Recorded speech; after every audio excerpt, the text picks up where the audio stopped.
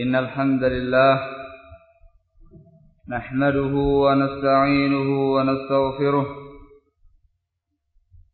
ونعوذ بالله من شرور أنفسنا ومن سيئات أعمالنا من يهده الله فلا مضل له ومن يضلل فلا هادي له وأشهد أن لا إله إلا الله وحده لا شريك له وأشهد أن محمدا عبده ورسوله يا أيها الذين آمنوا اتقوا الله حق تقاته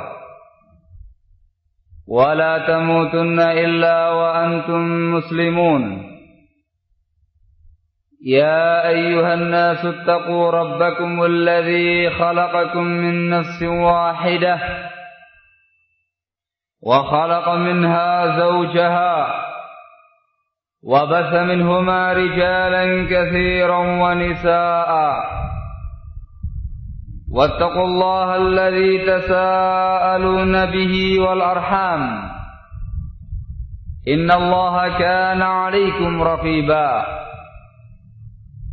يا أيها الذين آمنوا اتقوا الله وقولوا قولا سديدا يصلح لكم أعمالكم ويغفر لكم ذنوبكم ومن يطع الله ورسوله فقد فاز فوزا عظيما أما بعد فإن أصدق الحديث كتاب الله وخير الهدي هدي محمد صلى الله عليه وعلى آله وسلم وشر الأمور محدثاتها وكل محدثة بدعة وكل بدعة ضلالة وكل ضلالة في النار.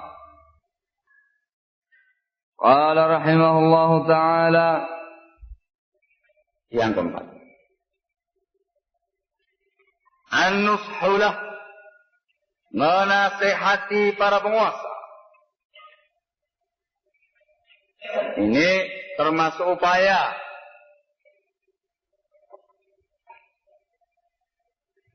dari Islam untuk mengatasi kezaliman, kejahatan para penguasa. Dengan cara ialah an-nushulah, menasehati para penguasa.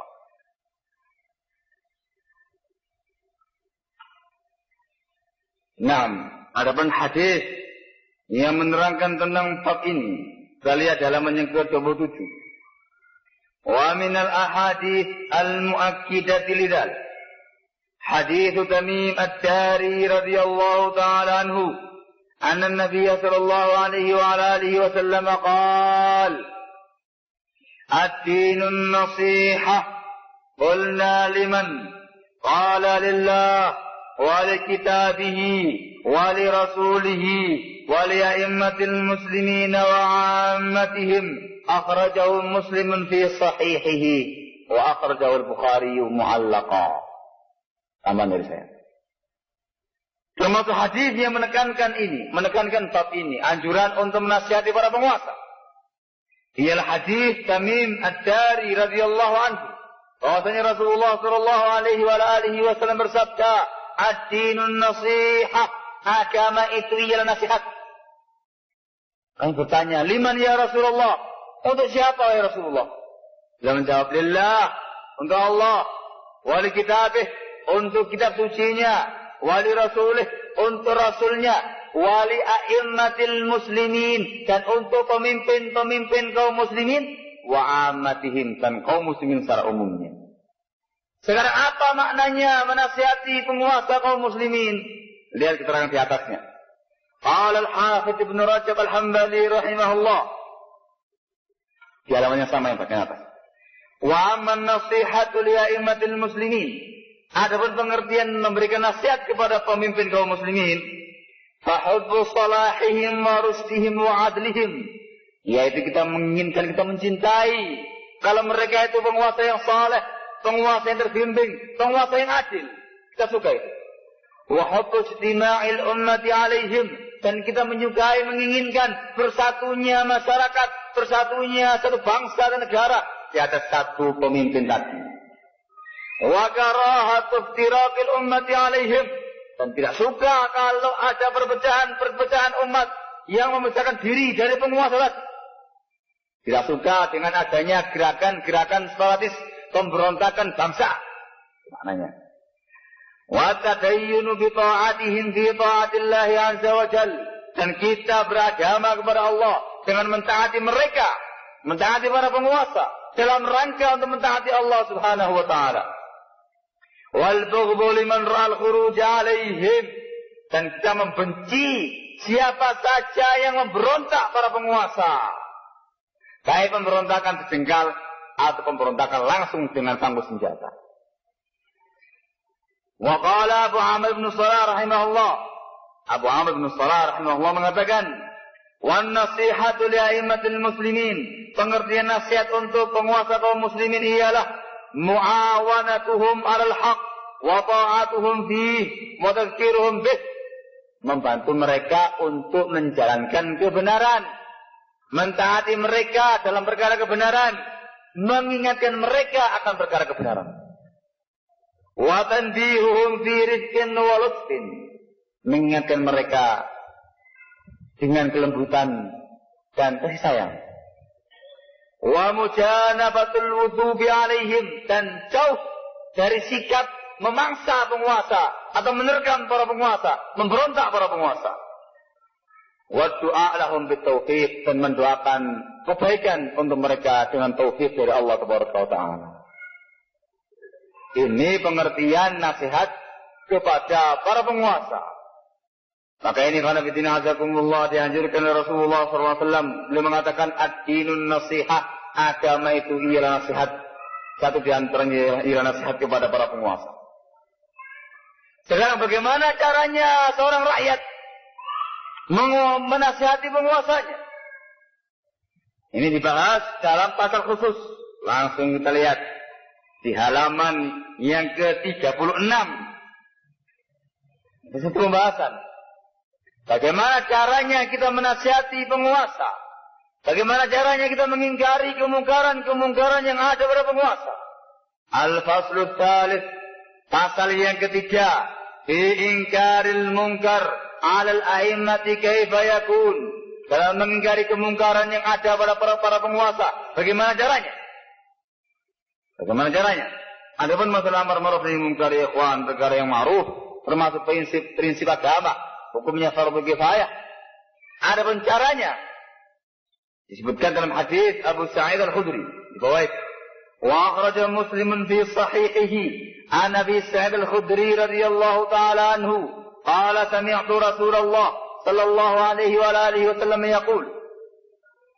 Dari Abu Sa'id Al-Khudri radhiyallahu anhu, dia mengatakan, saya mendengar Rasulullah sallallahu alaihi wa alihi wasallam bersabda, "Man ra'a minkum munkara falyughayyirhu bi yadihi, fa in lam yastati' fa bi lisanihi, fa in lam yastati' fa bi qalbihi, wa dzalika adhaful iman."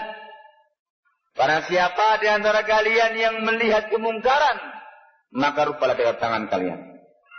Kalau nggak mampu, maka dengan lisan kalian. Kalau nggak mampu, maka dengan hati kalian, dan itu selemah-lemah iman.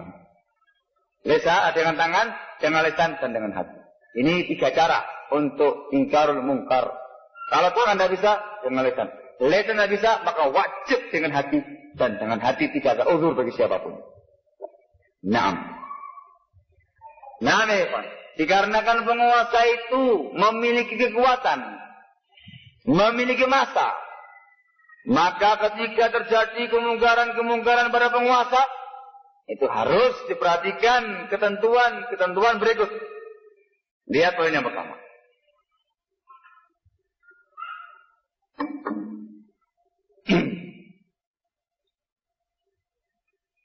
La yunkaru alaihi silah. Tidak boleh mengingkari penguasa dengan senjata.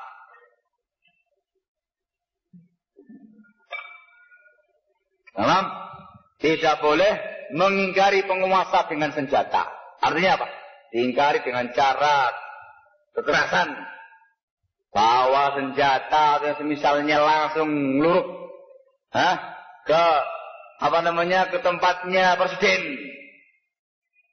Ya Allah, Pak Presiden, Anda telah berbuat korupsi. Misalkan, ini nggak senjata ini. Mau beres? Mau berhenti dari korupsinya? Atau senjata? Tidak boleh deh, Pak. Itu tidak diperkenankan dalam Islam. Kenapa ya, Pak? Dikarenakan itu nanti akan berakibat ingkar a'zam min dzalik. Mungkarun a'zam min dzalik. Akan berakibat kemungkaran yang lebih besar daripada itu. Jangan dikira kamu begini. Dia diam saja. Dia dari belakang mengatakan, dari belakang. Langsung dikepungin deh.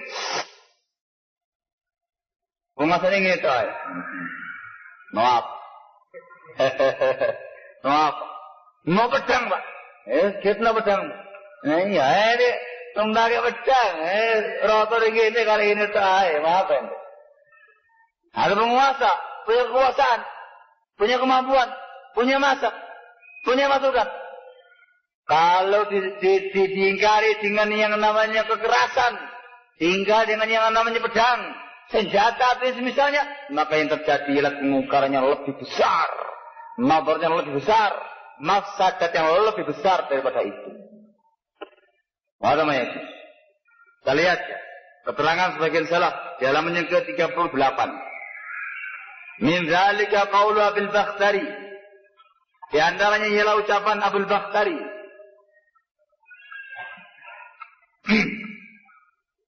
Annahu qila li Hudzaifah ibn al-Yaman radhiyallahu anhu. Ada yang bertanya kepada Hudzaifah ibn al-Yaman radhiyallahu anhu, seorang sahabat. Ala ta'muru bil ma'ruf wa tanha 'anil munkar? Wahai Hudzaifah, kenapa kamu tidak amar ma'ruf nahi munkar? Ini pada penguasa kamu. Dia menjawab, Innal amra bil ma'ruf wa nahya 'anil munkar la hasanun. Walakin laysa min as-sunnah an tarfa'a as-silah 'ala imamik. Amar ma'ruf nahi munkar perkara yang baik. Tetapi bukan termasuk sunnahnya Rasulullah sallallahu alaihi wasallam ialah kamu mengangkat senjata pada imam kamu. Diingkari sama beliau. Enggak ada sunnahnya ya. Wa minhu qaulul Hasan al-Basri rahimahullahu taala indama kharaja kharijiyun bil Basrah.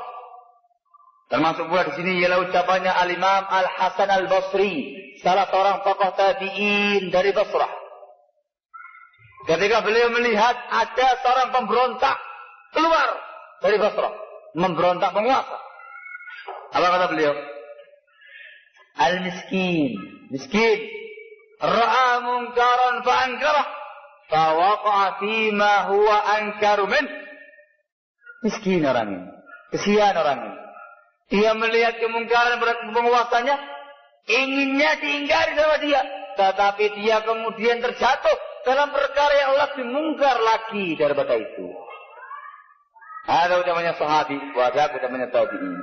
Demikian karena fitina azakumullah keterangan dari para ulama, sahabat, sama tabi'in, dan inilah prinsipnya Ahlussunnah dalam menasihati para penguasa tidak boleh dengan pedang. Yang kedua, wa an takuna munasahatuhu sirra. Nasihatnya harus sembunyi-sembunyi. Dalilnya di bawah itu. Min dzalika hadits Iyad ibn Ghanm wa Hisham ibn Hakim radhiyallahu anhuma. An Nabi sallallahu alaihi wa alihi wasallam qala. Bahwasanya Rasulullah sallallahu alaihi wa alihi wasallam bersabda, Man arada ayyan sahalihi sultanin. Man arada ayyan sahali sultanin fi amrin fala yubdilahu alaniyatan walakin liyakhudh biyadihi fayakhlu bih fa in qabila minhu fadak wa illa kana qad adda alladhi alayhi lah akhrajahu al-imam Ahmad fil musnad. Naam. Rasulullah sallallahu alaihi wasallam bersabda, barang siapa yang hendak menasihati penguasa dengan suatu perkara, fala yubdilahu alaniyatan, maka jangan ditampakkan terang-terangan di depan massa. Tetapi jika diambil tangan penguasa itu, kemudian yakhluqih, diajak sembunyi. Siden. Empat mata antara kamu dengan penguasanya. Kalau dia menerima, itu yang diharapkan. Kalau tidak, maka sungguh dia telah menunaikan tanggung jawab dia. Akhrajahu Ahmad fil Musnad. Hadis ini karena bidina azakumullah, sanadnya munqati'. Terputus sanadnya, di situ ada seorang rawi yang bernama Shuraih bin Ubaid. Dia tidak mendengar dari Iyad bin Ghanam al-Ash'ari. Maka munqati' ya ikhwan. Ada jalan lain. Diriwayatkan oleh Imam Al-Hakim rahimahullah. Di situ ada seorang rawi yang bernama Amr bin Ishaq ibnu Ibrahim ibnu Ruzaq al-Himsi, wa huwa wahim. Ada lagi jalan yang ketiga yang diriwayatkan oleh Nabi Asim dalam Sunnah. Di sanadnya ada seorang rawi yang bernama Abdul Hamid bin Ibrahim al-Himsi, dhaif fi syawahid. Kalau demikian modelnya, Syekh Al-Albani rahimahullah taala menghasankannya li ghairihi. Sanad yang munqati' tambah lagi dengan rawi yang dhaif. Di jalan yang ketiga tadi, Syekh Al-Albani rahimahullah menghasankannya li ghairihi. Naam, dan yang setahu saya Syekh Muqbil bin Hadi rahimahullah berpendapat kalau riwayatnya munqati'ul isnad, maka la yasih syawahid. Agar takit. Dengar demikian balik. Aywa. Sehingga kalau menurut Syekh Muqbil bin Hadi dhaif riwayatnya. Nah, kalau saya pribadi lebih condong pada Syekh Al-Albani. Karena yang kitabnya ringan, hanya semata-mata lam yasma' min fulan. Paham? Itu ringan ya. Nah, Allah yang membalaskan apa? Paham? Ada di sini mana bidina azakumullah. Anjuran dari Rasulullah sallallahu alaihi wasallam dalam bab menasihati para penguasa. Yaitu apa? Tidak boleh terang-terangan. Artinya apa? Harus sembunyi-sembunyi. Dikuatkan lagi dengan hadis Anas bin Malik radhiyallahu taala anhu yang diriwayatkan oleh Imam Ibnu Majah dengan sanad yang hasan. Rasulullah sallallahu alaihi wasallam bersabda, "Afdalul jihad kalimatu haqqin 'inda sultanin ja'ir." Jihad yang paling utama ialah ucapan yang baik, ucapannya hak di sampingnya penguasa yang zalim. Kalimat 'inda di sisinya dia. Sampingnya bukan halayak ramai. Riwayat ini juga mendukung riwayat yang ini tadi. Nah, sehingga yang bidina azakumullah, aturan Islam dalam menasihati para penguasa itu harus sembunyi-sembunyi, harus diam-diam. Kalau memang Anda berani untuk menasihati penguasa, langsung datang sana kepada presidennya. Minta izin untuk ketemu dengan Pak Presiden. Izinkan. Meminta izin kepada beliau, saya mau bicara pribadi rahasia, Pak. Gitu. Ini yang diajukan sama Rasulullah. Fayakhlu bih. 4 mata, Pak. Situ kamu menyampaikan nasihat-nasihat kamu, sampaikan ayat, hadis, keterangan-keterangan, perkara-perkara yang kamu anggap penting untuk ngasih nasihat sama dia. Mungkin kamu melihat kemungkaran yang ada pada dia, nasihati ayat atau hadis, ayatnya Pak, ini hadisnya. Perkara yang mungkar, tinggalkan. Ini Pak, perkara yang mungkar, tinggalkan. Diterima, alhamdulillah. Kalau kemudian penguasa tadi itu marah, tidak mau menerima nasihatnya Anda, kemudian dia marah dan memanggil anak buahnya, kemudian Anda diciduk di situ, itu resikonya orang yang menasihati penguasa. Sehingga jangan melibatkan masyarakat. Ya kamu saja yang tangkap. Gitu. Nanti masuk ke dalam tapol. Apa tapol? Tahanan politik. Padahal kamu nggak pengen berhentikan, hanya semata-mata nasihat saja.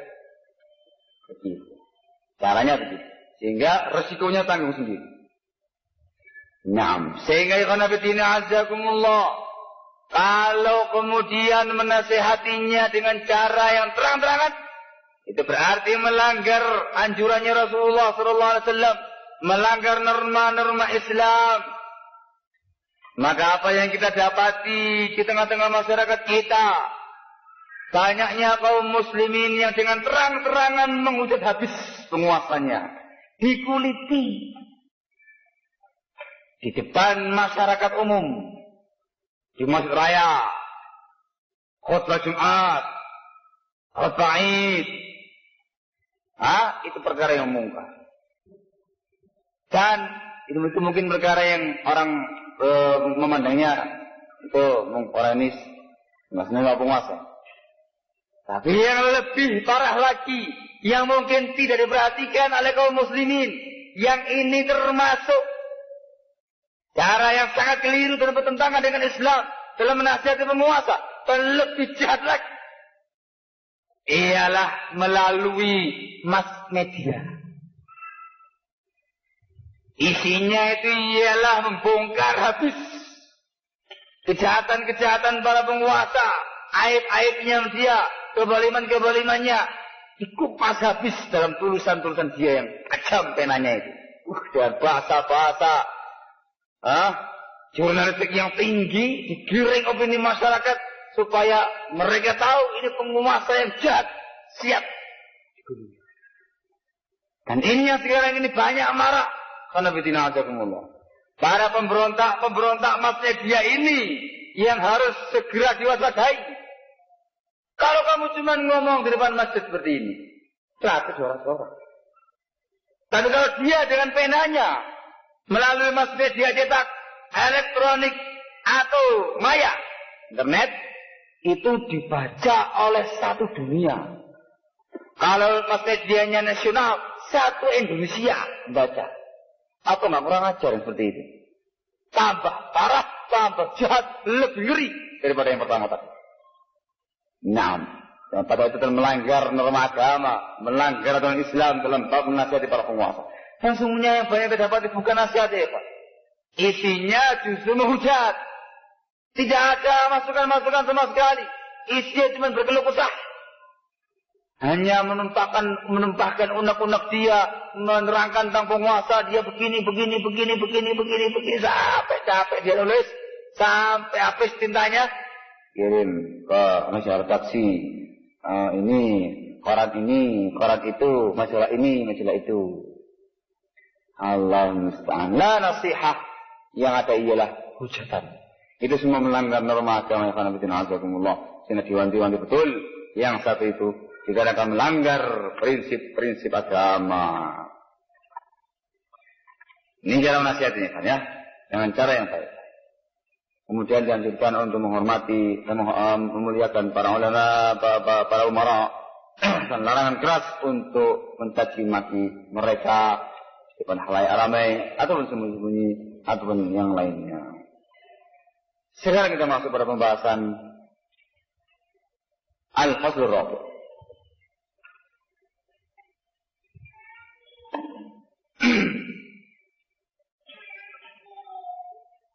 Pembahasan yang terakhir. Yang selebihnya tersinggung. Masalah disyaratkannya mendoakan kebaikan untuk imam tersinggung. Imam ada penurusan sanksi-sanksi untuk para pemberontak itu wajan diri. Karena yang beliau sebutkan rinci di sini, dibawakan ayat atau hadis dari keterangan para ulama, sanksi dunia, sanksi akhirat, ila akhirih warak. Enggak usah disarah, ambil insyaallah. Wajan diri ya. Wajan diri itu diwacakno sing samaca. Sekarang pembahasan yang terakhir insyaallah, pembahasan tentang permasalahan adaul ibadat ma'al a'immah, menunaikan ibadah bersama para pemimpin. Dan ini karena fitina azakumullah termasuk prinsipnya ahlu sunnah wal jamaah. Kita baca untuk keterangan Di sini mencontohkan masalah salat atau apa? Zakat atau apa? Haji atau apa? Jihad atau apa? Insyaallah yang kita bahas nanti ialah salatul Aidain insyaallah. Kita lihat keterangan dari beliau secara global bagaimana prinsipnya kaum muslimin dalam bab ini. Qala rahimahullah ta'ala an-nadhiru fi kutubis salaf al-aqaidiyah yara ijma'ahum ala anna al-ibadat tu'adda ma'al wulad la yakhtalifu ithnan minhum ala dhalik. Orang yang melihat kitab-kitab salaf, kitab-kitab orang terdahulu masalah akidah, dia akan melihat kesepakatan mereka bahwasanya ibadah itu ditunaikan bersama dengan para penguasa. Tidak ada yang berselisih dalam perkara ini. Waqad haka hadzal ijma' ba'd al-a'immatil akabir. Akabir. Atau kibar. Dan telah menghikayatkan kesepakatan ini sebagian para imam yang besar. Famin dzalika qaulul Imam Harb ibn Ismail al-Kirmani rahimahullah fi aqidatihi al-masyhur. Di antaranya ialah ucapan al-Imam Harb bin Ismail al-Kirmani dalam kitab beliau Aqidah. Beliau mengatakan hadhihi madahib ahli al-ilm wa ashab al-athar wa ahli sunnah al-mutamassikin biha al-muqtada bihim fiha millatun ashabi Rasulillah sallallahu alaihi wasallam ila yaumina hadha wa adraku man adraku min ulama'i أهل الحجاز والشام وغيرهم عليها فمن خالف شيئا من هذه المذاهب أو طعن فيها أو عاب قائلها فهو مخالف مبتدع خارج عن الجماعة زائل عن منهج السنة وسبيل الحق. Ini mukadimah. Ini adalah madhabnya para ulama ahlul athar, ahlus sunnah yang berpegang teguh dengan sunnah, yang dijadikan qudwah panutan dalam bab sunnah dari mulai semenjak sahabatnya Rasulullah sallallahu alaihi wasallam sampai hari ini. Dan ini yang saya dapati dari orang-orang yang saya dapati dari para ulama al-Hijaz, ulama Syam dan yang lainnya, mereka semua di atas prinsip ini. Maka barang siapa yang menyelisihi sedikit saja dari prinsip ini atau dia mentaannya, mencelanya, atau dia mencela orang yang berpendapat demikian, maka sungguh dia telah menyelisihi mereka, maka dia termasuk ahlul bid'ah dan dia keluar dari jamaahnya para sahabat. Dan dia telah menyimpang dari manhaj sunnah, dari prinsip sunnah dan jalan kebenaran. Artinya apa? Yang akan beliau bawakan di sini ialah prinsipnya kaum muslimin. Lihat. Qal wa huwa madhhabu Ahmad bin Hanbal wa Ishaq bin Ibrahim ibn Rahawayh وعبد الله بن مخلد وعبد الله بن الزبير الحميدي وسعيد بن منصور وغيرهم ممن جالسنا وأخذنا عنهم العلم. Ini adalah mazhabnya Imam Ahmad rahimahullah, Ishaq bin Rahawai, Abdullah bin Makhlad, Abdullah bin Zubair al-Humaidi, Sa'id bin Mansur dan yang lain-lainnya dari orang-orang yang kita pernah bermajlis bersama dia dan yang kita ambil ilmunya dari mereka. Wa kana min qaulihim, dan termasuk ucapan mereka ialah ini membaca sekarang. Wal jihadu madin qaimun ala immah barru aw fajaru la yubtiluhu jawu jairin wala adlu adilin. Yang namanya jihad, jihad fi sabilillah, melawan orang-orang kafir senantiasa ada dan ditegakkan bersama dengan para penguasa, baik itu penguasa yang baik, yang saleh, atau penguasa yang fajir, yang jelek. Tidak dibatalkan oleh kezaliman siapapun atau keadilan siapapun. Ini bab jihad. Yang namanya jihad ya ikhwan, itu harus dengan penguasa. Jangan dasar hadis Rasulullah sallallahu alaihi wasallam, al-imamu junnatun yuqatalu min waraihi. Lihat Muslim. Seorang imam, seorang penguasa tidak tameng. Yuqatalu min wara'ih. Musuh-musuh Islam diperangi dari balik tamengnya dia. Artinya apa? Kaum muslimin Para pasukan kaum muslimin, mereka itu di belakang imam tadi, penguasa tadi, dalam menghadapi musuh-musuh mereka.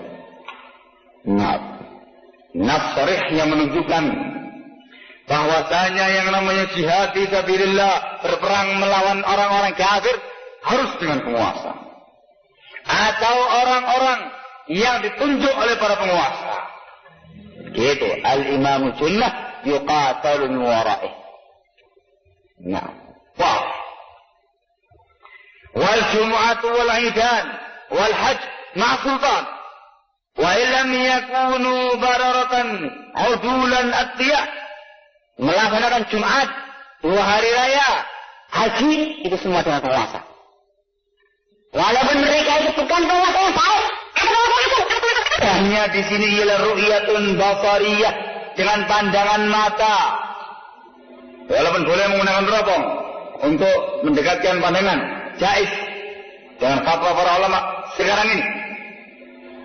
Adapun dengan cara hisab, menghitung-hitung, dihitung-hitung, ketemunya hari ini.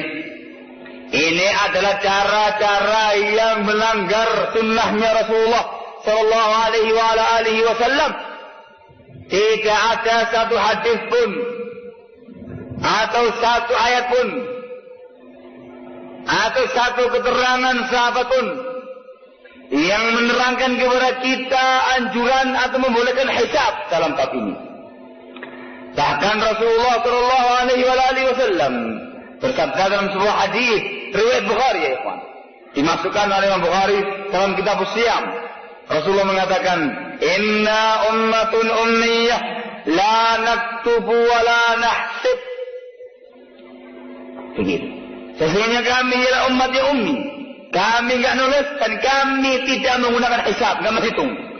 Dimasukkan dalam kitab Siyam dalam Sahih Bukhari. Mengandung makna bahwasanya yang namanya Siyam Ramadan atau Idul Fitri atau Idul Adha tidak menggunakan hisab, tapi menggunakan ru'yatul hilal. Bahkan Syekhul Islam Ibnu Taimiyah rahimahullahu taala dalam fatwanya menerangkan secara panjang lebar tentang bid'ahnya hisab ini tadi. Dia mengatakan itu diambil dari orang-orang Yunan, diambil dari Ismailiyah, Ithnai Asyariyah, Ja'fariyah, dari kalangan kebatinan. Hadza huwa. Adapun Islam, nas hadis tegas mengatakan sumu li ru'yatihi wa aftiru li ru'yatihi.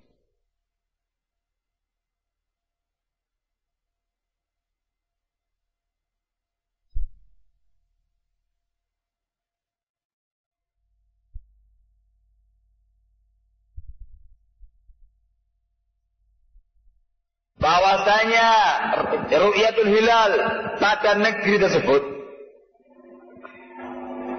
itu hanya berlaku pada negeri tersebut dan orang-orang yang satu matlak dengan dia. Artinya masing-masing negeri itu memiliki ru'yahnya sendiri-sendiri. Mereka ini mengatakan dengan ikhtilaful matalik, berbedanya matlak. Masing-masing wilayah ada matlaknya sendiri-sendiri. Sehingga kalau satu wilayah sudah melihat, maka ini berlaku untuk wilayah tadi yang satu matlak dengan dia. Paham ada? Ini pendapat satu ini. Nah. Pendapat ini karena bidina azakumullah ialah pendapatnya Ibnu Abbas radhiyallahu taala anhu. Ikrimah, Al-Qasim bin Muhammad bin Abu Bakar Siddiq, Ishaq bin Rahawai. Pendapat ini dinukil oleh Al-Imam At-Tirmidzi rahimahullah dalam sunannya dari ahlul ilm, dari para ulama, dan beliau tidak menukil pendapat yang lainnya. Al-Imam Al-Mawardi menukilkan bahwa ini pendapat satu wajib, satu sisi pendapat dari kalangan Syafi'iyah. Ini adalah pendapatnya Asy-Syirazi,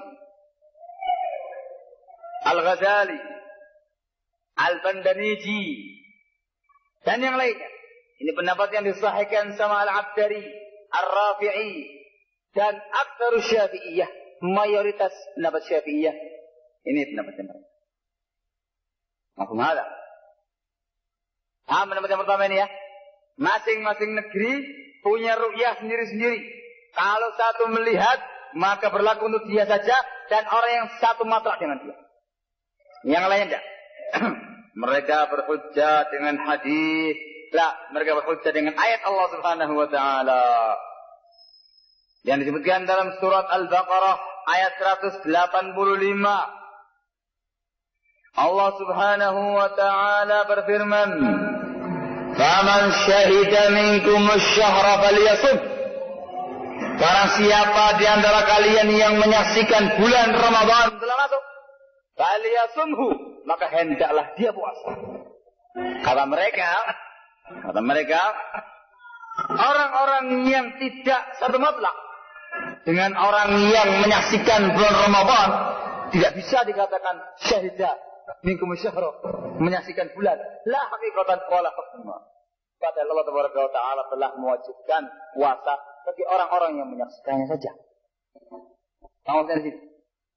Faman syahidah, barang siapa yang menyaksikan di antara kalian masuknya Ramadan.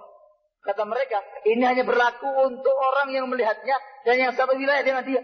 Sementara yang jauh di sana tidak menyaksikannya, tidak dikatakan syahidah minkum syahra. Amal. Nah, ada argumentasi yang pertama. Argumentasi yang kedua, hadis sumu li ru'yatihi wa aftiru li ru'yatihi. Puasalah kalian dengan ru'yatul hilal dan buka puasalah kalian Idul Fitri dengan ru'yatul hilal. Kata mereka mengatakan dalam di sini Rasulullah SAW memerintahkan berpuasa dengan ru'yah, dengan ru'yatul hilal. Dan orang yang beda matlak dengan orang yang telah melihatnya tidak dikatakan ra'ahu. Tanda. Orang yang beda matlak, yang beda matlaknya dengan orang yang melihat, itu tidak dikatakan telah melihat hilal. Saya melihat, yang melihat ialah orang yang melihatnya sendiri dan orang yang satu matlak dengan dia, satu wilayah dengan dia. Sementara orang yang jauh yang beda matlak tidak dikatakan melihat hilal, kata mereka. Masya Allah. Amin. Ini tapi matanya harus gelap kulit. Yang gelap kulit butuh sih. Ini sedang perang argumentasi, kamunya perang melawan ngantuk. Allah musta'an. Dalil yang ketiga ialah dalil hadis Ibn Abbas radhiyallahu taala anhuma yang diriwayatkan oleh Imam Muslim. Wa hadza min aqwa adillatihim, termasuk dalil mereka yang paling kuat. Tentang kisahnya Quraib Maula Ibn Abbas yang diutus oleh Ibn Abbas radhiyallahu taala anhuma ke Syam menemui Muawiyah bin Abi Sufyan radhiyallahu taala anhu. Ketika pulang bertanya Ibn Abbas, "Wahai Quraib, kamu di Syam melihatnya hari apa?" Hilal tadi itu. Katakan saya melihatnya malam Jumat dengan Muawiyah. Apa kata Ibn Abbas? "Lakin ra'aynahu lailatas sabti, fala nazalu nasum hatta nukmila 30 aw nara." Tetapi kita di Madinah melihat hilal pada malam Sabtu. Selisih berapa hari ini? Sehari. Di Syam melihat malam Jumat, di Madinah malam Sabtunya.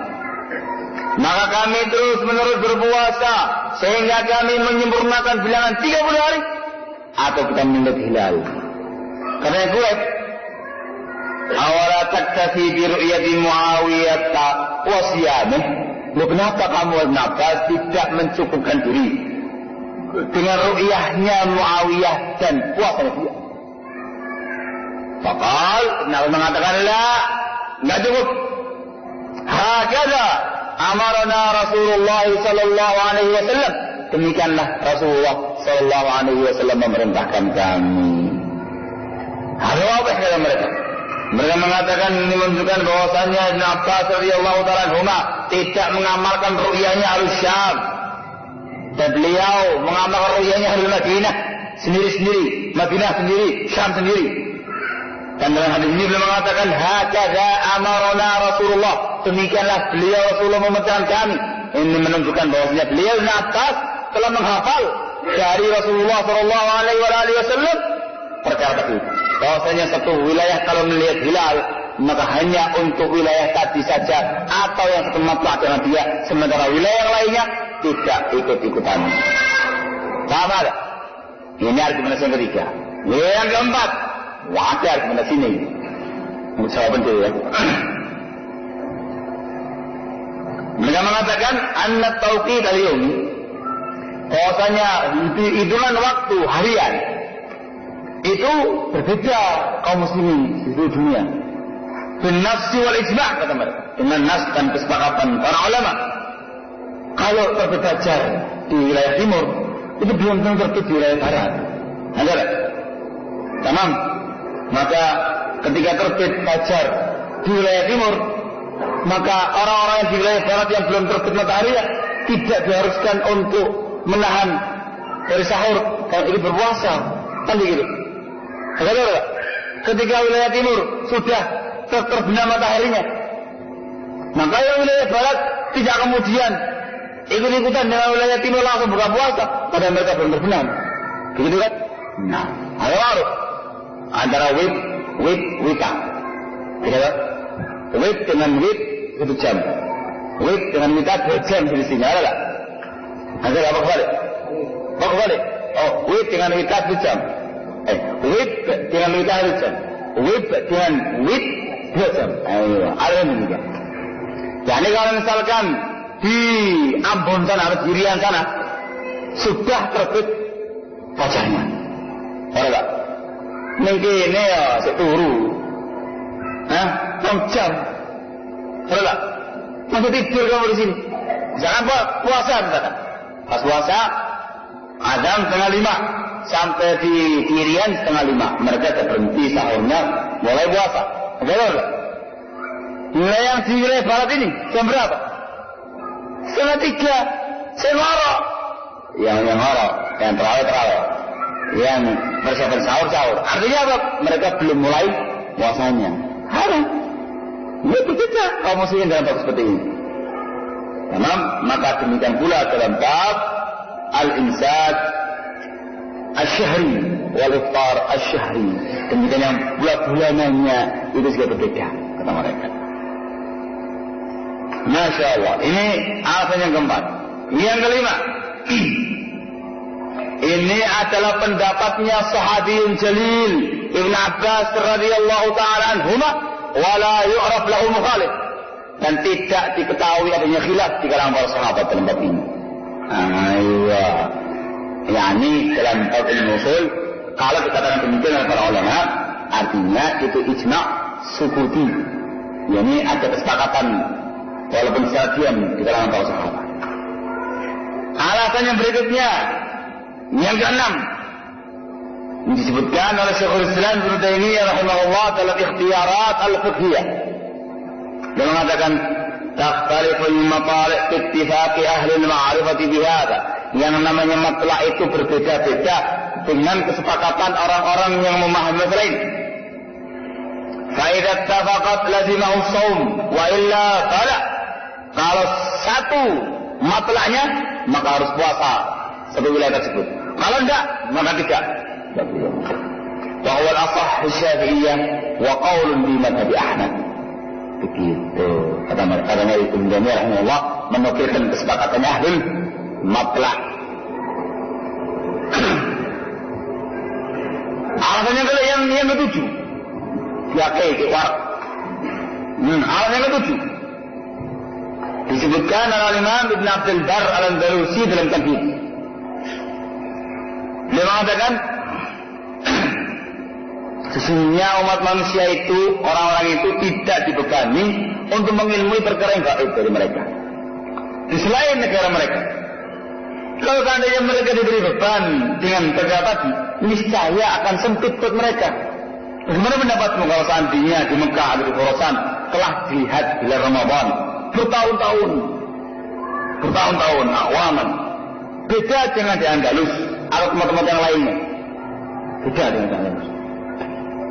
Kemudian sabit tetap perkara tersebut dilihat hilal di Andalus bertahun-tahun. atau sebagian orang, atau salah seorang di antara mereka bertahun-tahun kita dengan wilayah yang lainnya.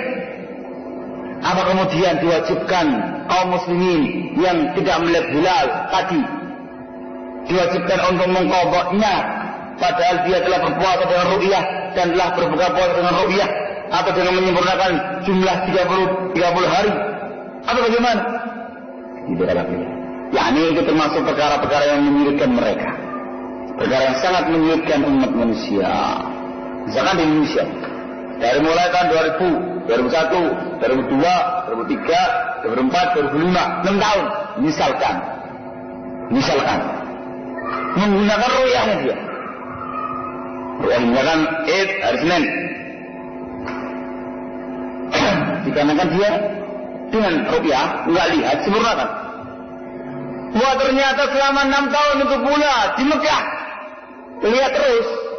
Apa kemudian orang Indonesia selama 6 tahun itu harus mengqadha terus? Enggak sah puasanya pada hari itu. Demikian kata beliau. Ini akhirnya Ibn Abdul Bar Al-Andalusi rahimahullah ta'ala. Pendapat ini khanafitina azzakumullah diwajibkan sama Al-Imam Ibn Abdul Bar Al-Andalusi dalam At-Tamhid.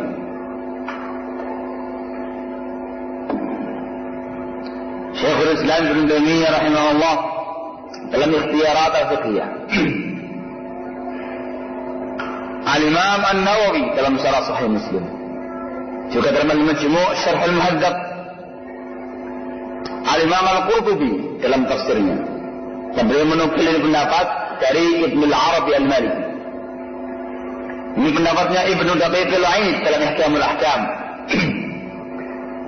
Ini pendapatnya Syekh Al-Utsaimin rahimahullah ta'ala dalam Syarh Al-Mumti' dan Fiqhul Ibadat. Dan ini kalau nggak salah dirajakan sama Syekh Muhammad bin Hadi, ya. Illa disebutkan dalam Jawab Sa'il di halaman 157.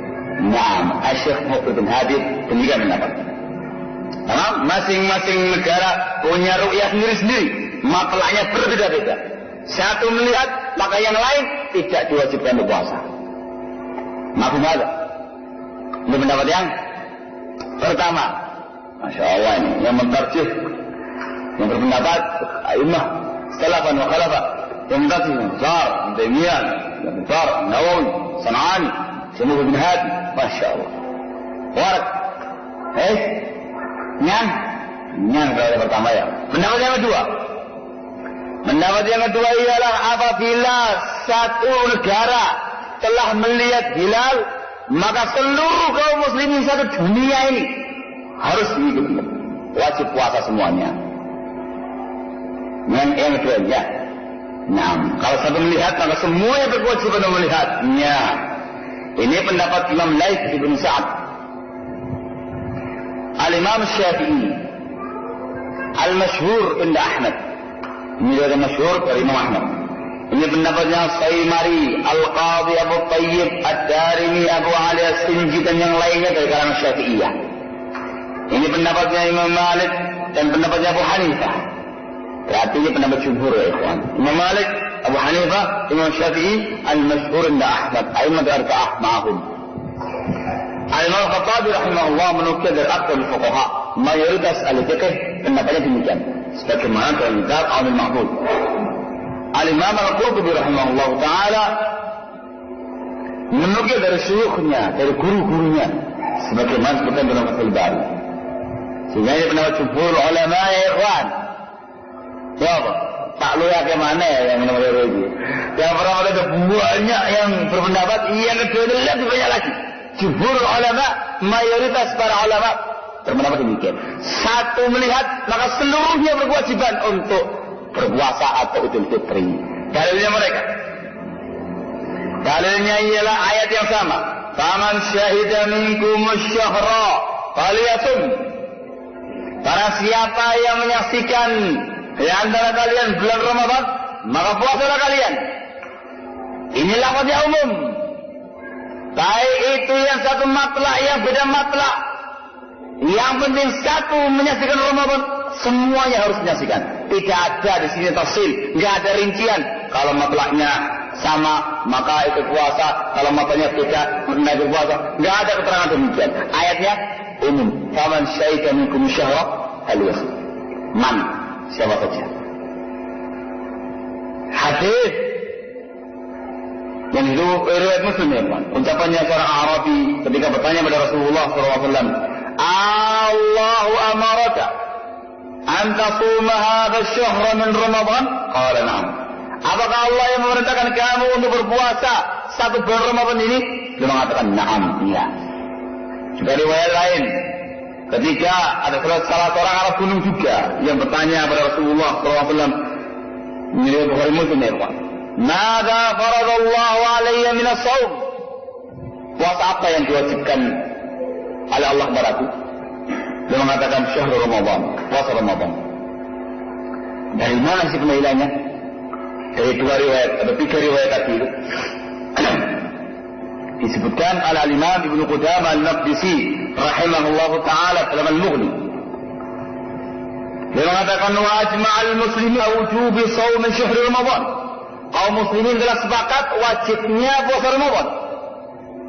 Wa qad thabata anna hadha al-yawm min syahr Ramadan bi syahadat i'tiqad fa wajaba shaumuhu ala jami'il muslimin.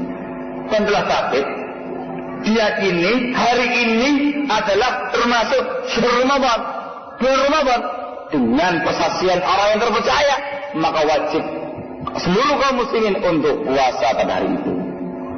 Gitu. Ini sisi dari sisi pendalilan dari Ibnu Qudamah Al-Maqdisi rahimahullah. Yang berikutnya hadis, sumu li ru'yatihi wa aftiru li ru'yatihi. Betul. Dalilnya. Puasalah kalian dengan ru'yatul hilal dan buka puasa dengan ru'yatul hilal. Karena mereka kalimat sumu ini perintah ini khitabun li jami'il muslimin. Khitabnya, perbincangannya, pembicaraannya, perintahnya seluruh kaum muslimin. Tidak ada pengecualian, tidak ada pemilah-milahan, tidak ada rincian. Kalau yang satu matlak maka kena perintah ini, kalau yang tiga matlak tidak kena perintah ini. Tidak ada demikian. Riwayatnya umum. Sumu li ru'yati. Khitab li jami' an-nas, la yaqtasu bihi wahidun duna akhar. Agar ada tak? Iya. Begitu kan? Apa mengatakan sumu ayyuha ashabil matla'il wahid? Tidak ada mengatakan demikian. Puasa wahai orang-orang yang satu matlak, puasalah li ru'yati. Tidak ada begitu. Riwayatnya umum. Puasalah kalian oleh kaum muslimin dengan ru'yatul hilal. Ini hujahnya mereka. Nah, sisi hujahnya beda. Nomor berapa ya? Nomor 4 ya? Nomor 5. Alasan yang kelima, bahwasanya pendapat ini lebih bisa menyatukan kaum muslimin, menyatukan kalimat mereka, tidak mencerai-beraikan mereka, di mana mereka itu puasanya bareng-bareng, kemudian idnya bareng-bareng. Naam, sehingga itu lebih afdal, lebih kuat untuk kaum muslimin dalam bab persatuan mereka. Dan ini perkara yang dipandang oleh syariat, memperhatikan bagaimana persatuan kaum muslimin supaya jangan tercerai-berai lagi, itu dipandang sama syariat. Nah, ini alasan ini disebutkan oleh Syekh Muhammad rahimahullah dalam syarah mungkin. Nah, ini bareng-bareng, ya, gitu. Satu negara melihat, satu dunia semuanya puasa, kabeh bareng-bareng, masya Allah. Hah? Satu melihat hilal, id semuanya. Satu dunia id, se-Indonesia idnya bareng semuanya. Kemudian se-dunia idnya bareng semua. Benar, kemudian dikencing-kencing di celana itu musim-musim Islam itu. Waduh, kaum muslimin ini semuanya keluar. Waduh, bizarnya itu tinggi. Ini alasan yang kelima. Yang keenam, tidak ada dalil la minal kitab wala minas sunnah, dari Al-Quran atau dari sunnah yang menerangkan i'tibarul had, dianggapnya yang namanya batasan matlak. Tidak ada. Sekarang kita mau tanya sama mereka yang membatasinya dengan satu matlak, itu wilayah. Yang satu matlak itu batasannya bagaimana? Apakah dengan jarak safar? Tidak pakai jarak safar, tidak dalilnya. La minal kitab wala minas sunnah. Enggak ada ayat, enggak ada hadis yang menerangkan batasan satu matlak dengan safar. Nggak ada. Betul? Atau batasan kosor, juga nggak ada dalilnya. Atau batasan iklim, nggak ada dalilnya. Sehingga yang namanya pembatas seperti itu tidak ada dalilnya. La minal kitab, wala minas sunnah.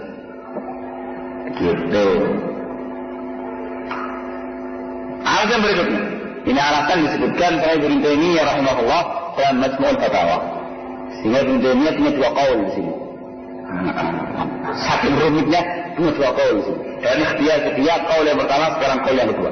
Dia mengatakan, "Idza i'tabarna haddan kamasafat al-qasr aw al-aqalim aw al-matali' فكان رجل في آخر المسافة والإقليم والمطلع فعليه أن يصوم ويفطر وينسك وآخر فإنه وبينه غلوة سهم لا يفعل شيئا من ذلك وهذا ليس من دين المسلمين."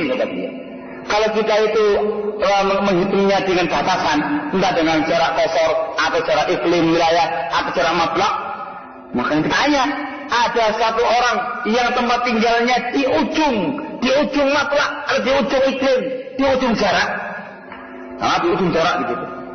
Maka dia berkewajiban untuk puasa, untuk id, untuk nusuk, berkurban. Sementara wilayah lain yang satu berseberangan dengan dia, berpapasan sama dia, yang jaraknya cuma satu panah, dia nggak puasa, dia nggak id, dia nggak berkorban. Ya kenapa? Kan beda matlaknya. Apa maksud? Kan beda iklimnya. Jangan ini satu. Jangan dikatakan cara iklim, kita kedua iklimnya di sini. Jangan dipenggal sama buku saya. Iklim yang ini lihat hilal, berarti wajib puasa. Adalah. Katanya beliau, kalau kita ini anggapannya dengan iklim, batasan iklim atau jarak kosor atau matlak misalnya, maka orang yang di ujung sebelah sini, di ujung iklim sebelah sini, masih wilayah yang sebelah sini, wajib puasa ya? Iya ya. Wajib puasa hari Idul Fitri akhir. Sementara yang satunya lagi di ujung sebelah sini, tetangga dia sendiri. Tapi lain apa-apa, nggak puasa. Enggak oleh yang lainnya. Kalau ini bukan agamanya kaum muslimin. Seperti itu. Yang tonggo iringan istighfar ini orang apa sudah ada. Batasannya kan itu loh. Iya. Nah, ini keterangan dari Ibnu Taimiyah rahimahullah taala. Ya, mantap kan?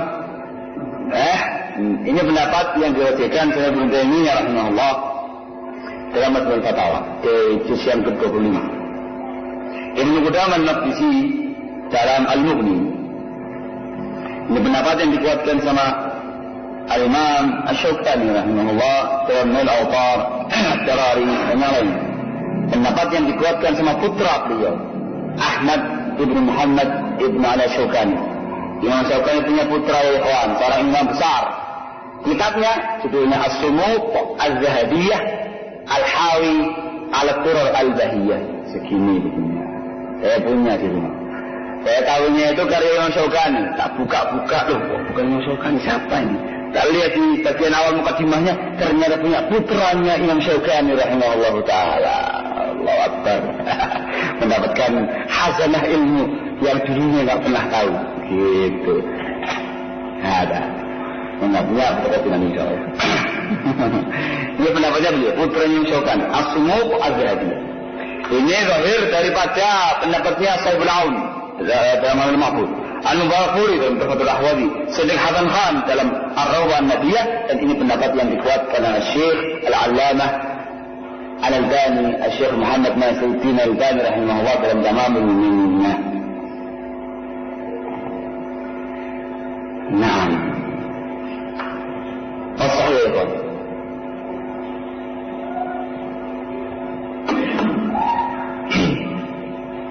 Mana sahih?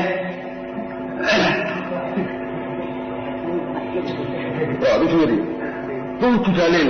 Yang ini dalil. Ya Allah.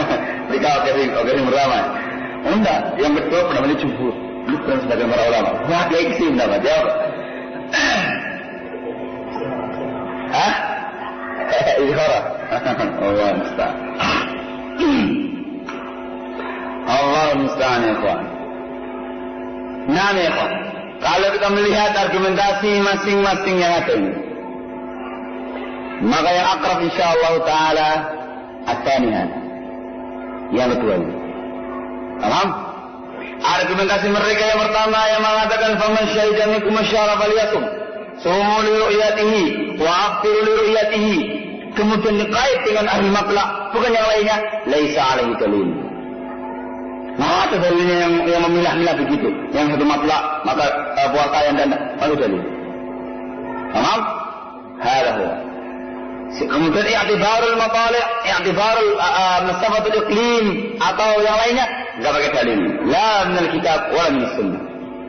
Enggak. Nah. Sementara dalam bab ini harus ayat hadis. Ayat dalilnya mana? Sementara argumentasi qaul yang pertama dengan ayat tadi dan hadis tadi aqwa dengan keumuman riwayat yang dengan keumuman lafaznya. Faman syahida minkum syahra falyasum sumu li ru'yatihi wa aftiru li ru'yatihi. Am untuk semuanya dengan keumuman lafaznya. Ya Allah. Cuman yang harus dijawab itu ialah hadis Ibn Abbas radhiyallahu taala anhu tadi. Dengarkan jawabannya baik-baik. Jawabannya yang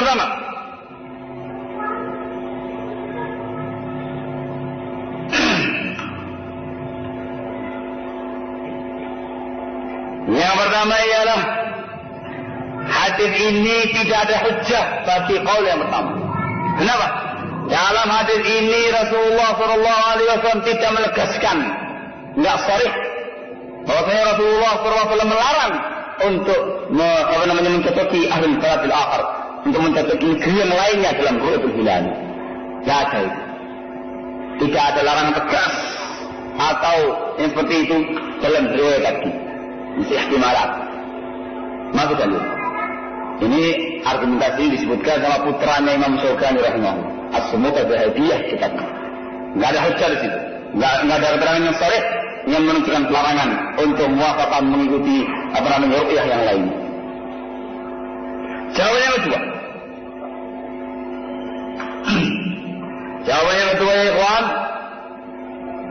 ialah bahwasanya hadis Ibn Abbas radhiyallahu taala anhuma ini dibawa kepada satu pengertian, sehingga tidak bertentangan dengan hadis Abu Hurairah, Ibn Umar dan yang lainnya yang mengatakan sumu li ru'yatihi wa aftiru li ru'yatihi. Bagaimana itu? Hadis Ibn Abbas radhiyallahu taala anhuma ini untuk orang yang telah berpuasa dengan ru'yah ahlul baladnya, dengan ru'yah negerinya. Di tengah-tengah puasa kepada dia, di negeri yang lain sudah melihat satu hari sebelumnya. Umar, sumu li ru'yat, aftiru li ru'yatihi ala umumnya. Sesuai dengan umumannya. Memang ya tidak ada pembatasan iklim, wala balad, wala masafah, qasr, wala matla' ataupun yang lainnya. Ini jawaban disebutkan oleh Syekh Al-Albani rahimahullah dalam kitab Kalamul Minnah. Di masing-masing yang kedua ini masih jawaban ini. Amarana Rasulullah sallallahu alaihi wasallam. Demikianlah Rasulullah sallallahu alaihi wasallam memerintahkan kepada kami. Yang kedua ada ihtimalat, sekian banyak kemungkinan. Kemungkinan yang pertama ialah yang dimaksud di sini bahwasanya Rasulullah SAW tidak memerintahkan kita tidak menerima persaksian satu orang dalam bab Idul Fitri. Ini ihtimal. Nah, ihtimal yang kedua yang dimaksud dengan isyarat Abbas. Hakada, demikianlah yang dimaksud ialah ikmalul iddah, menyempurnakan bilangan 30 hari. Yang disebutkan dalam hadis ucapan dari beliau, "Fala nazal nasum hatta nukmila 30." Ini nafas di hal tadi. Kita terus nanti berpuasa sehingga menyempurnakan bilangan 30 hari. Ini yang dimaksud dengan perintahnya Rasulullah SAW, kita harus menyempurnakan 30 hari. Sehingga perintahnya Rasulullah Sallallahu Alaihi Wasallam itulah yang disebutkan dalam riwayat Abu Hurairah dan Ibnu Umar. Sumu li ru'yatihi wa aftiru li ru'yatihi. Wala tasumu hatta tarawul hilal wala tuftiru hatta taraw fa in humma alaikum fa akmilul iddata 30. Sehingga isyaratnya dikembalikan kepada kalimat tadi. Hakadha fala nazalu nasum hatta nukmila salati. Sesuai dengan riwayat yang lainnya. Mereka mana? Dan ini riwayat tadi itu tidak dikhususkan dengan satu negara dan beberapa negara yang lainnya. Bahkan berkitab semua kaum muslimin yang mengatakan sumul ru'yati. Gitu. Ini semuanya kalau dengan semua ihtimalat. Dan disebutkan dalam kaidah, "Idza warad al-ihtimal, dha'afa al-istidlal." Bukan dha'afa al-istidlal. Kalau ada sebuah pendalilan, di situ ada sekian banyak ihtimalat, sekian banyak kemungkinan, tidak solid riwayatnya, maka lemah pendalilannya. Nah, maka yang keempat atas dari ini. Ini adalah semata-mata pendapatnya Ibn Abbas radhiyallahu taala anhuma, ijtihad dari beliau semata. Dan yang hujjah ialah sunnahnya Rasulullah sallallahu alaihi wasallam, hadis beliau, bukan ucapan Ibn Abbas atau ijtihad Ibn Abbas radhiyallahu taala anhuma. Ini 4 jawaban. Ini jawaban yang terakhir ini disebutkan oleh Imam Asy-Syaukani rahimahullahu taala dalam Nailul Awtar. Pertama, maka lemah hujjahnya mereka kembali pada keumuman adillah yang disebutkan sama al-qaul tsani wa yakani aqrab ikhwan. Nah, tamam.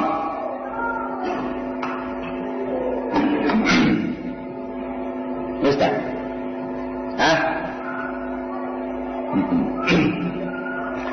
Namun demikian karena kita azakumullah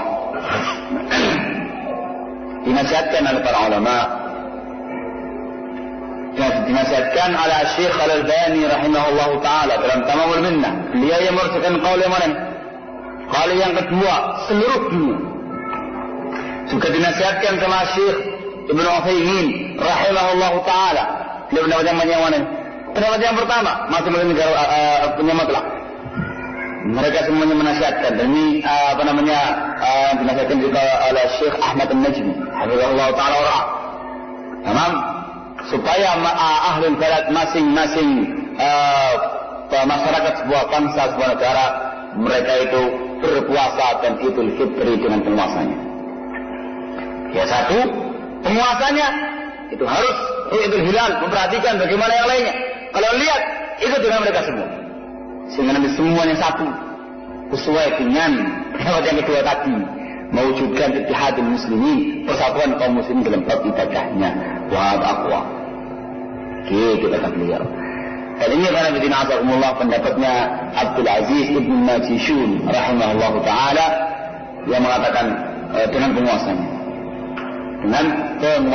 Dinasihatkan oleh kaum muslimin dengan penguasanya dalam bab al-Aidain, supaya kaum muslimin tidak tercerai-berai, tidak terkotak-kotak dalam pelaksanaannya. Satu dengan penguasanya, dan itu sesuai dengan pendapat yang kedua tadi itu. Kemudian seorang penguasa dalam sebuah negara mengikuti negara-negara yang lain yang telah melihatnya. Wah, kata semuanya masing-masing mengikuti Ru'yatul Hilal yang telah dilihat oleh sebagian negara, maka semuanya akan menjadi satu. Bismillah ta'ala. Nasihat dari Syekh Al-Albani wa Syekh Muhammad wa Syekh Ahmad An-Najmi hafizahumullah ta'ala wa rahimahumullah. Nah, itu pendapat Abdul Aziz Ibn Majishun rahimahullah ta'ala. Wallahu a'lam bishawab. Ada hadis as-shaum yawma yasumun nas wal fitru yawma yuftirun wal adha yawma yadhaun. Puasa itu ialah pada waktu puasanya orang-orang, Idul Fitri ialah pada waktu Idul Fitrinya orang-orang. Itulah hadis demikian. Hadis ini karena bidina azakumullah, saya melihat dari keterangan para ulama, tidak ada satupun di kalangan mereka yang berhujjah dengan riwayat ini untuk berpendapat ikut pemerintah. Tidak ada. Bahkan hadis ini karena bidina azakumullah, karena diriwayatkan Abu Dawud sama Tirmidzi, sanadnya hasan. Aman, sanad hasan ya. Ala qaul. Wa illa min al-qaul yasmuqul ba'id. Ala qaulnya Syekh Al-Albani yang kita kuatkan. Ada hasan insyaallah. Dimasukkan sama Sahibul Aun Dan juga Imam Tirmidzi rahimahullah dalam babnya itu bisa dengan apa yang kita pahami. Babnya itu ialah idza ra'a qaumun al-hilal fa'aqta'u. Apa ada satu kaum melihat hilal salah ternyata istihadnya. Begitu. Sehingga diterangkan sama Imam Khattabi rahimahullah dalam Ma'alimul Sunan, dinukil sama Sahibul Aun, sama Al-Mubarakfur dan Muhammad Al-Ahwad ila akhirih. Hadis ini karena bidin azakumullah berbicara kalau ada satu negara, satu kaum melihat hilal ru'iyah, dia kiri kelihatan, padahal sesungguhnya enggak kelihatan, bukan hilal itu. Terus mereka puasa setelah itu. Seharusnya kan sabar lagi baru puasa. Kenapa? Karena mereka beristirahat dari hilalnya. Mereka puasa dan ternyata salah, itu makbul indallah, diterima oleh Allah Taala dan tidak harus qada. Gitu. Ini keterangan dari Imam Khattabi rahimahullah taala, dan tidak ada yang berargumentasi dalam bab ini dari kalangan para ulama terdahulu. Wallahu a'lam kalau ulama sekarang. Asy-Syaikh Nu'aim dalam bab ini tidak membawakan riwayat ini dalam babnya, tidak menukil khilaf dalam bab ini dalam Syarh Mumti' atau dalam kitab Al-Anjadat. Syekh Al-Albani juga demikian. Wajib yang lainnya enggak ada pun yang saya lihat menukil riwayat ini dalam bab yang satu ini. Sehingga istidlal fi ghairi mahallih, kalau kita menggunakan riwayat ini untuk menyatakan pendapat harus mengikuti penguasa. Wallahu a'lam bishawab. Kita kembalikan kepada pendapatnya para ulama sunnah dalam memahami riwayat yang tadi. Kita lihat dalam Sahih dalam Aunul Ma'bud dan juga dalam Tuhfatul Ahwazi Al-Mubarakfuri rahimahullahu taala.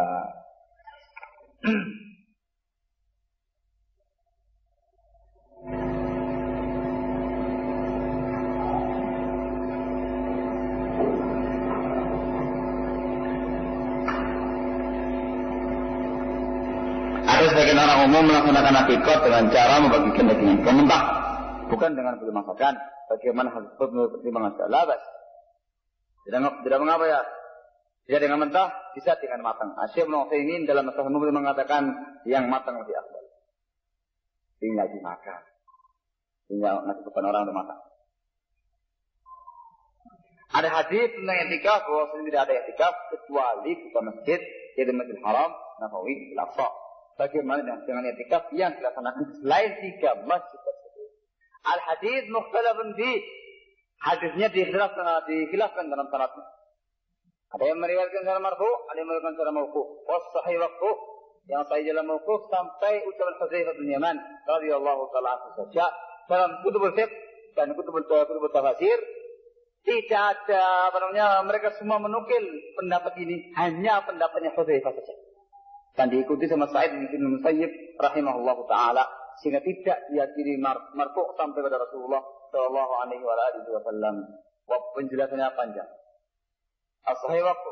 Sehingga kalaupun sahih dimanakan la i'tikaf afdal, enggak ada i'tikaf yang lebih afdal kecuali di masjid. Tadi hingga di tempat yang lainnya diperbolehkan dengan salat masjid jami' yang juga ada Jumat dan jamaahnya. Wallahu a'lam.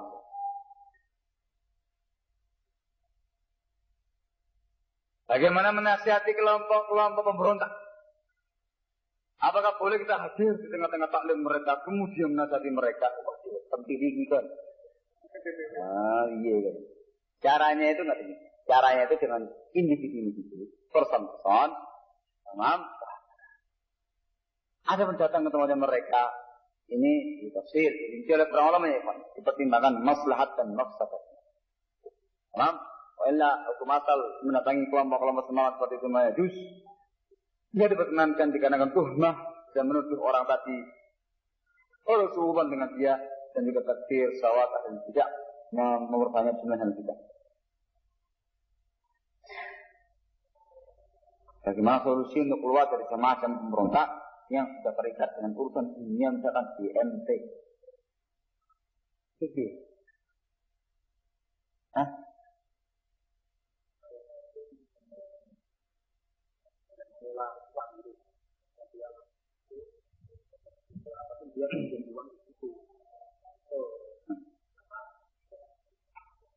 Wallahu a'lam.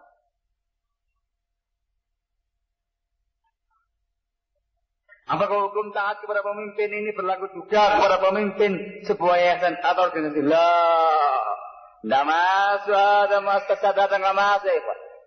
La al-umara yang masuk. Nggak masuk. Sehingga tidak wajib taat kepada pimpinan partai atau pimpinan organisasi atau yang lainnya. Tidak ada kewajiban taat kepada mereka.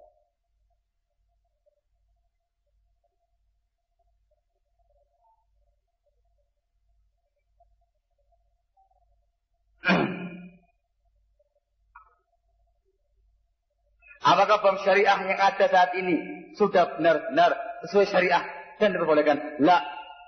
Syariah namanya toh. Dalamnya riba. Tahu sistemnya? Sistemnya tinggal Anda pinjam ke bank syariah. Pak, saya mau pinjam uang 10 juta. Mau usaha jualan madu. Madu. Bang. Bang. Ya udah, saya pinjemin. Tambah bunga.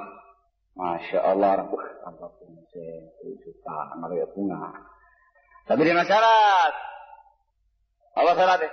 Nah, nanti usaha kamu itu bagi hasil sama saya. Nah, bagi hasil usaha kamu dengan saya. Kalau untung, saya bagi hasil, saya dapat sekian persen. Bahkan 20% untuk saya, sedikit untuk kamu. Kalau rugi, urusan dulu. Ini yang namanya riba ya ikhwan. Sama persyaratan seperti ini nggak boleh. Kullu qardin jarra naf'an fahuwa riba. Semua sistem pinjam meminjam yang mengandung untung nggak boleh. Keuntungan di mana? Keuntungan bukan ketika pembayaran, keuntungan diambil dari hasil bagi hasil saat tadi. Ada riba di sini.